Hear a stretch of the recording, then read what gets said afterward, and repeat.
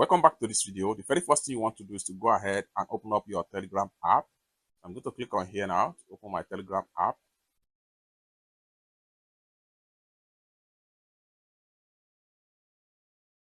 Go ahead and click on your Telegram channel.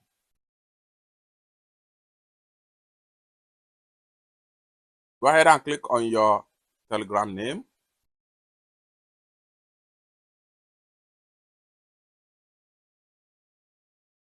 Go ahead and click on administrators.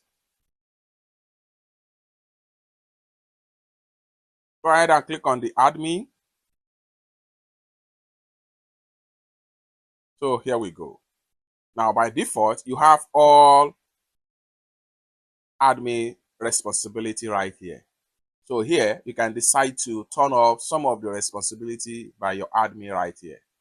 You can decide to turn off live stream for the new admin. You can decide to turn off manage messages for the new admin. You can decide to turn off channel change info. You can decide to allow the admin to add a new admin. Turn on this button right here.